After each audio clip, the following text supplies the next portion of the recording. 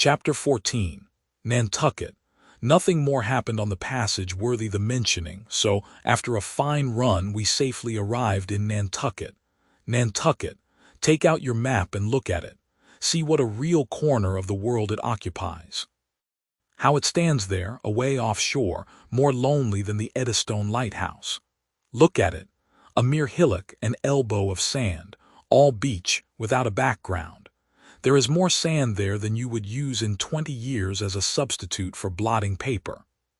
Some gamesome whites will tell you that they have to plant weeds there, they don't grow naturally, that they import Canada thistles, that they have to send beyond seas for a spile to stop a leak in an oil cask, that pieces of wood in Nantucket are carried about like bits of the true cross in Rome, that people there plant toadstools before their houses, to get under the shade in summer time.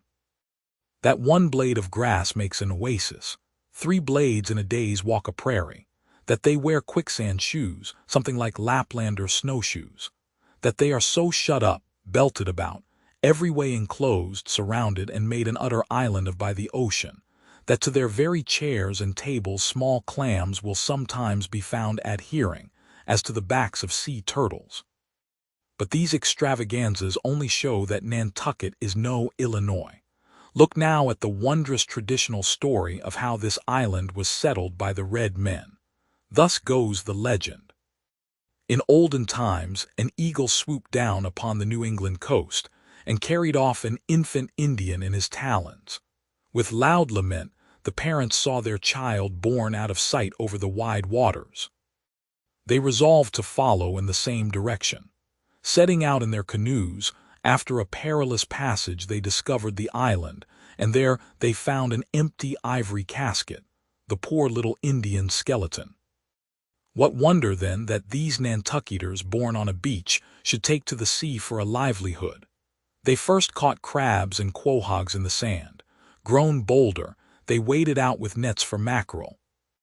More experienced, they pushed off in boats and captured cod, and at last, launching a navy of great ships on the sea, explored this watery world, put an incessant belt of circumnavigations round it, peeped in at Bering Straits, and in all seasons and all oceans declared everlasting war with the mightiest animated mass that has survived the flood, most monstrous and most mountainous, that Himmelhen, salt-sea mastodon, clothed with such portentousness of unconscious power, that his very panics are more to be dreaded than his most fearless and malicious assaults.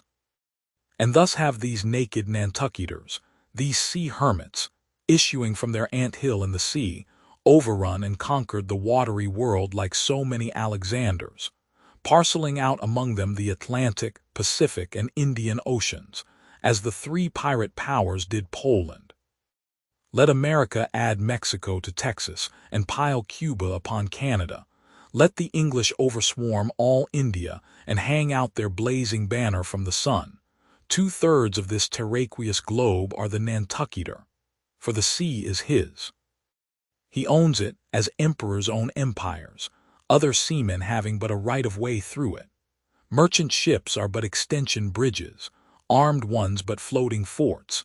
Even pirates and privateers, though following the sea as highwaymen the road, they but plunder other ships, other fragments of the land like themselves, without seeking to draw their living from the bottomless deep itself.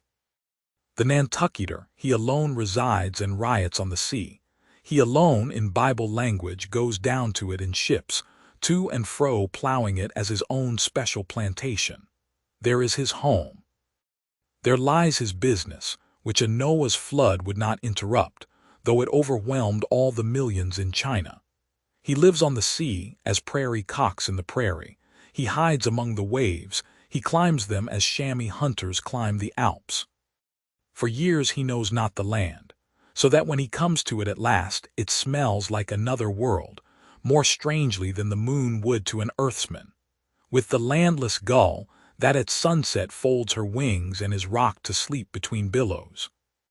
So at nightfall, the Nantucketer, out of sight of land, furls his sails and lays him to his rest, while under his very pillow rush herds of walruses and whales.